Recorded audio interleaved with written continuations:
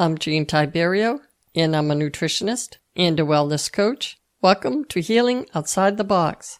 Today is episode 155, and I'm calling it Part 3 of Is Food Addiction a Real Thing or a Bunch of Baloney? Well, ladies and gentlemen, I'm coming to you from Salem, Massachusetts, as many of you might know, and we're getting our first snowstorm of the year. Not a big deal for us New Englanders, but I guess it was truly a big deal if you lived in Corpus Christi, Texas, or Houston, where you got measurable snow before we did. As with any storm that's brewing in the heartland of our country, I started watching the Weather Channel religiously, and partly because Jim Cantore is my favorite weatherman, and I so look forward to seeing him from year to year. Jim and I go back to the late 80s, I believe, when he was the man, and now he just does cameo appearances because, well, perhaps he's getting older, and I guess so am I. And also, truth be told, I may have had a little crush on Jim, which is okay to admit that, I suppose. Anyway, yesterday, the new young whippersnappers of weathermen were reporting the storm down in the deep south, and they mentioned that they made a snowman and called it Jim Cantore. Now, they had the typical snowman body parts, the 3 layers. Someone arbitrarily decided it needed to be 3, I guess. And the little arms, and 2 button eyes, and the mouth. But I noticed there was no nose. And I thought this unusual because Jim Cantore, bless his heart, has a very pronounced, skinny, long nose. So I thought to myself, well, where's the carrot? That would be perfect. But perhaps maybe too perfect, since his underlings probably didn't want to tease him about his long nose, and decided to eliminate the nose altogether. That might be too politically correct, in my opinion, because, well, Jim Cantore doesn't come in 3 layers, and they didn't have a problem with that. Anyway, if Jim's listening, which I imagine he is not, I love you despite your long nose, and I think it would be politically correct enough to make the snowman with a carrot nose. I'm just saying. Anyway, back to the podcast. In parts 1 and 2 of this series, we learned that craving food that is high in sugar, salt, or fat is, physiologically speaking, a real thing. There are biochemical and hormonal changes in our brain that happen when we eat these so-called highly palatable foods. Throughout the history of, well, us, we've always needed to crave food in order to be motivated to get up off our butts to get food. In the past 2 episodes, we answered a few questions about why we crave foods and why we'll obsess about foods when it's not around. Eating pleasurable foods sets off a dopamine response, which makes us want more of whatever that thing was that gave us pleasure. So we discussed all of that, but we raised a few questions as well. Are we going to lose a natural craving for food because refrigerators and supermarkets have eliminated the need for those cravings? Can we use pharmaceuticals to stop our desire for these pleasurable foods?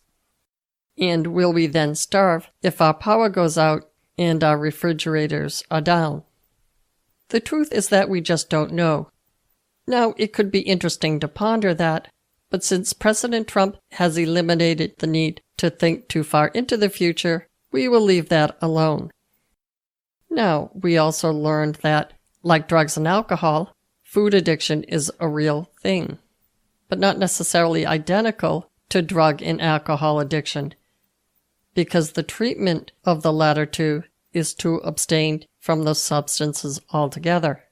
In the case of food, the more you deprive yourself, the more you crave. In part 2, we discussed the gray area between normal food craving, like eating ice cream after a breakup, and bulimia, which involves binging and purging, sometimes several times per day. In the latter case, bulimia is a severe psychiatric illness and should be treated as such. Okay, so abstinence isn't an option. Now what? One way to look at this is to think about or be more aware of our environment and the emotions we have around eating. I'm just going to run through a list of different ways that possibly we can approach this. And remember that, as usual, I'm doing some rambling here and there, and perhaps throwing out some ideas we can brainstorm. But not everything is going to apply to everyone. And I think it goes without saying, but I'm going to say it anyway, that we are all, every one of us, a work in progress. So don't beat yourself up if you go off the rails and eat less than perfectly.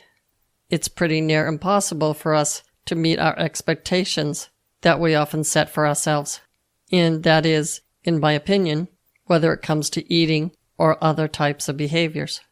And that brings us to number 1, which is, number 1, feeling guilty is counterproductive. I'm no expert in this whole guilt thing in the relationship of guilt to eating behaviors, but I think I can stick my neck out and say that at least. So how do you feel less guilty after you, say, eat too many buffalo wings with blue cheese sauce? Now, I don't have a magic wand with which I can make it all better, but keep in mind that you are like everyone else in this regard. And as I just rambled on about, we wouldn't have survived as a species unless we did crave food. Number 2, if you tend to isolate yourself during times when you feel you've gained weight, perhaps try to fight that urge and confide these thoughts to a close friend or relative. I'll bet you dollars to donuts, perhaps not the most fitting cliche in this situation, but I'll bet you dollars to donuts that the person listening to you will be empathetic. Number 3, the new year arrives in a few weeks. And aren't we all relieved, at least in this country anyway, to hear that? And most of us can't resist thinking about the future and making New Year's resolutions. My opinion about New Year's resolutions is that making wishes once per year isn't the most productive life plan.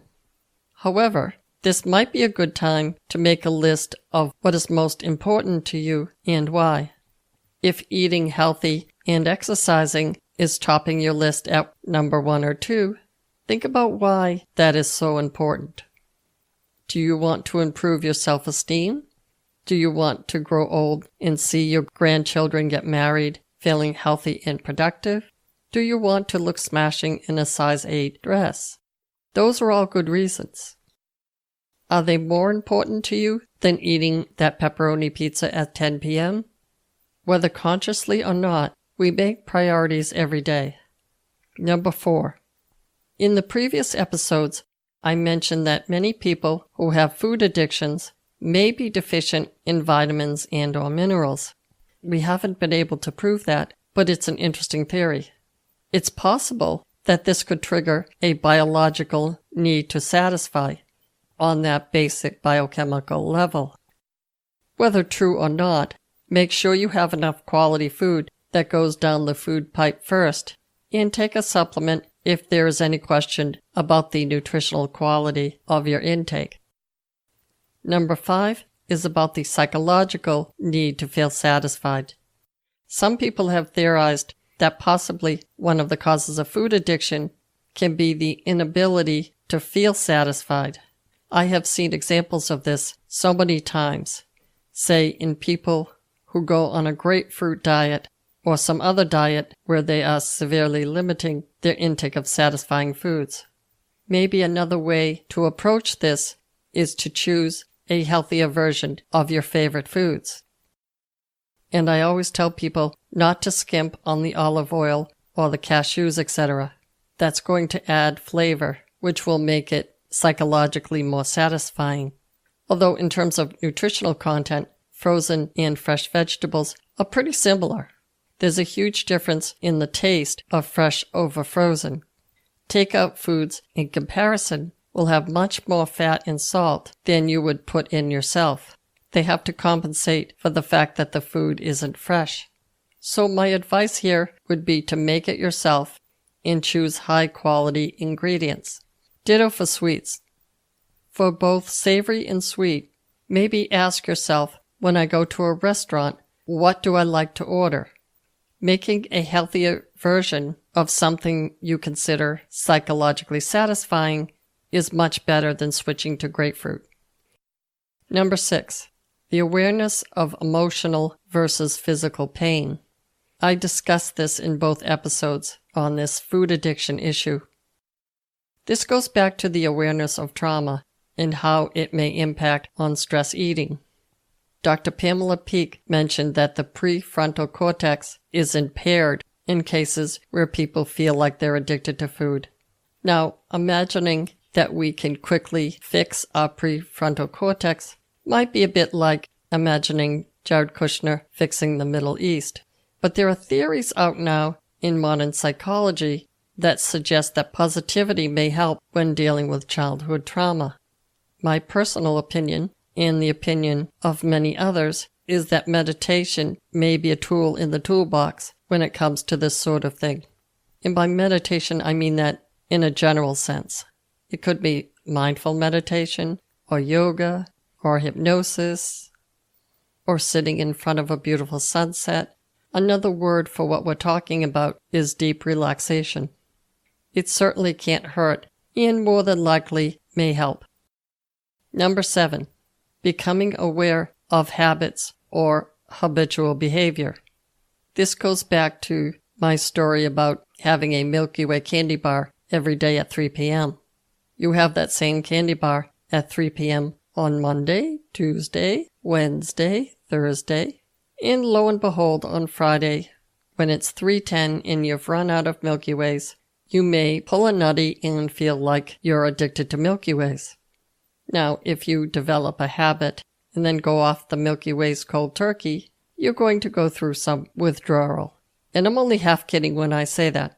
Breaking habits, like anything else, requires some focus and some attention paid to breaking the habit. Hypnosis has been used to break other habitual behaviors, like smoking, and I've read that its success is tied to whether or not you keep it up. Number 8, changing our perception of what gives us pleasure. My sense is that if you ask a person this question at different stages of their life, you may get different answers. And you may get different answers if this person is happy or it's November 9th of 2016 and you're a Democrat from Massachusetts. But when it comes to food, what gives us pleasure? Is it a cheesecake? Is it a cheesesteak sub? Or is it dining out with family and friends? Could we change our perception or perhaps our priorities and ask ourselves, is it going to the beach, watching our favorite movie, playing poker with our friends? Can it be all of those things? Sure it can. Maybe if we can intentionally focus on changing what we believe gives us pleasure, that might help.